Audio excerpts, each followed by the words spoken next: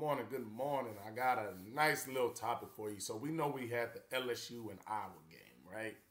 Caitlin went off, 12.3 million viewers, they breaking records. Well, Paul Pierce had something to say about it, and he's under the microscope right now. He's in hot water by a lot of people. Now, before we get into this, do I think Paul Pierce is racist?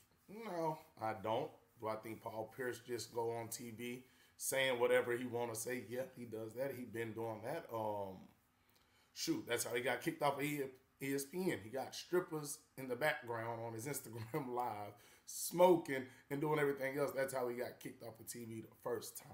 But let's go into what he says, and then we'll dig a little further into it. Let's move over here. Let's see. Go over here. This is the first video. On that, Key, I'm gonna tell you. I'm gonna just keep it 100 with you. We saw a white girl in Iowa do it to a bunch of black girls. Well, of course. That made it like, oh, that gained my respect. That gained my respect. I hear you. You're like right. that's like, oh, she didn't do this to some other little white girls that was over here in Colorado, wherever. She did it to some girls from LSU who we thought was some dogs. Defending champs. And put them on their knee and spanked them. Spanked them. And so I know, but I didn't expect that on that, Key. Okay, that's video one. I was mesmerized by her. I will tell you this. This was the greatest performance I've ever seen in the NCAA tournament, girl or boy. I'll tell you why, because rarely does a game like this live up to its hype. Yeah. You know, rarely do you have the two superstars play like superstars, because you got to understand the scout report is geared to stop you. You know, all the hype coming into this is going to be people who've never watched the girls' basketball game. A lot of people watched for the first time yesterday and saw the potential in a girl who's been in the spotlight all year long live up and even to me surpass what I expected from her yesterday. Did I expect her to get like 25, 26, around 8 or 9 assists? But when you go out there with the scouting report geared to stop you in the biggest game of your life that wasn't a championship game and perform like this, Skip, Coach said it after. Generational player. I was mesmerized by her. I will tell you this. This was the greatest. Let's go from there. Boom. Cool. We can stop the screen. Now, first video, he was talking about she was the white girl, balling on the black girls. And then on the second video, he did show her love, right? And said she overexceeded his expectations. But you're saying this game was for some people who watched it the first time. Making that comment would seem like it was you watching for the first time. Caitlin been cooking white girls, black girls, blue girls, green girls, yellow girls, red girls her whole life. 1. 2, let's just say you started watching Caitlin last year. Well, the team that she cooked was South Carolina, and those were all black girls. Then she actually was cooking and didn't have the greatest game, but she was cooking against LSU last year as well. And then you got to realize there's other teams outside of Colorado and that consist of, majority black teams. I will say the NCAA men's and women's, but especially the women's, have a lot more white girls that do ball, right? So the reason why I say all this is, Paul, once again, like I started, I don't think you're racist. I think you just be talking just because that's just what you do. You a fellow Jayhawk, so I followed your career for a long time. You are trying to get back in the media with KG, so do your thing. But we got to understand, one, this is a new day and age, so you just can't say anything and everything on TV. Now, he said it on Undisputed. So, once again, I don't think you're going to just spout something off racist just on national TV, but hey, Undisputed's only getting about 50,000 viewers, so he thought maybe nobody sees. That's for another day, another time. Skipping them over there, they hurting right now. But, Paul, I know you know who Larry Bird is, right? Okay. That was a white boy that went crazy against anybody. Right? We got Christian Laettner, J.J. Redick. You had Grayson Allen. So these are just some of the Duke white guys. You'll have Cooper Flagg, right? Who is now going to Duke. He's the #1 recruit. We got the Euro guys from Dirk. Luka is unstoppable. the white guy that keeps on winning MVPs, Jokic, right? So once again, I understand where Paul is coming from because when he grew up, we had that notion, hey, them white guys can't play like that. That is what it is. After the Glory Road movie and all the brothers beat Kentucky, it flopped. Hey, you put all the brothers on the court, you're going to win. We had movies like White Men Can't Jump. Well, guess what?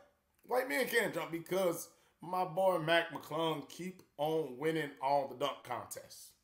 Go look at a lot of professional dunkers. They're white guys. So I think Paul is still living in the past, right? And you can't live in the past in the public.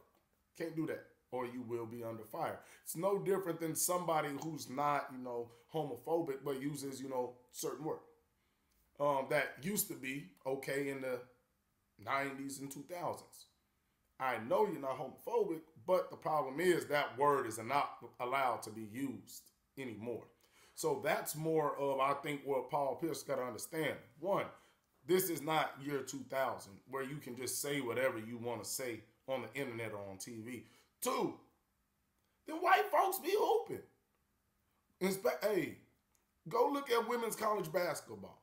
A lot of their really, really good players, a lot of their All-Americans are the white girls. They do ball. And obviously you see what's happening in the NBA.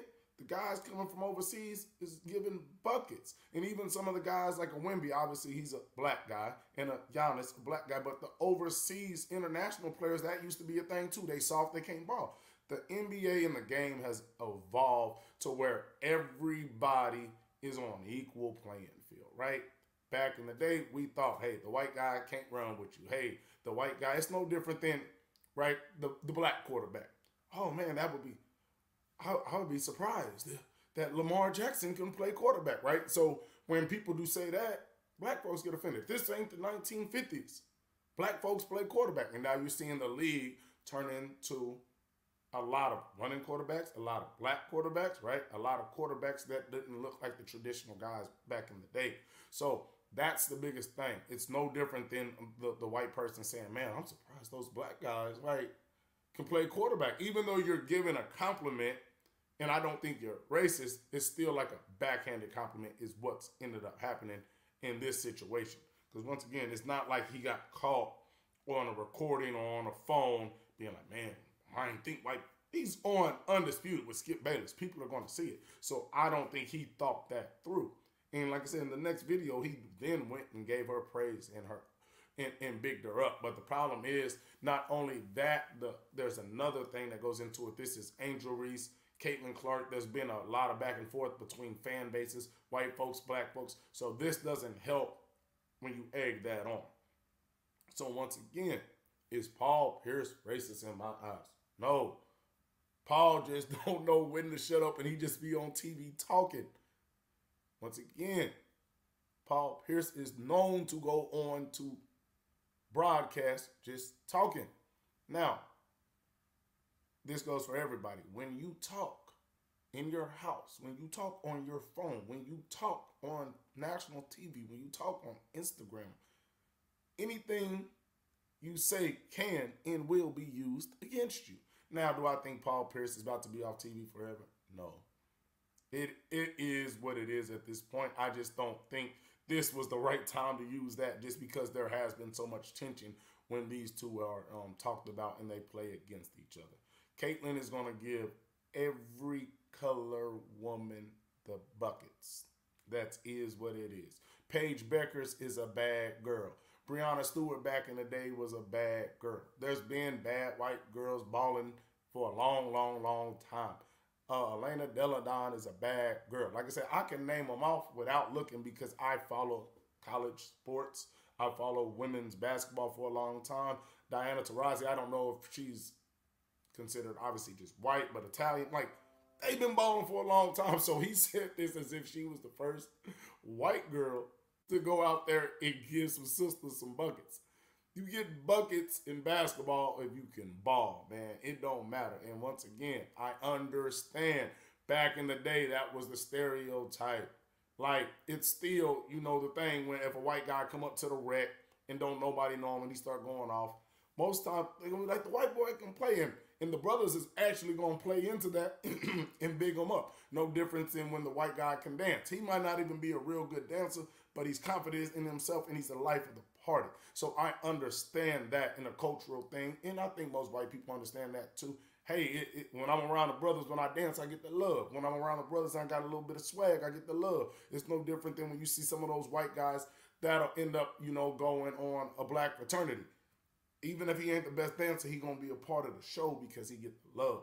So I think that's what Paul was living off of, some of those stereotypes of the white guy being invited to the barbecue that we've always lived and we've done. But the problem is, if it was maybe in a different situation other than this Caitlyn and this Angel, people might have gave you a pass. But people ain't playing with these two. It gets crazy when you talk about them two. So you just got to be smarter, people. When you come to this internet, say what you're going to say. But when you say it, anything can and will be used against you, man. Paul Pierce. Sometimes you just got to think before you talk. Think before you act, man. I hope y'all have a good day. I'm out.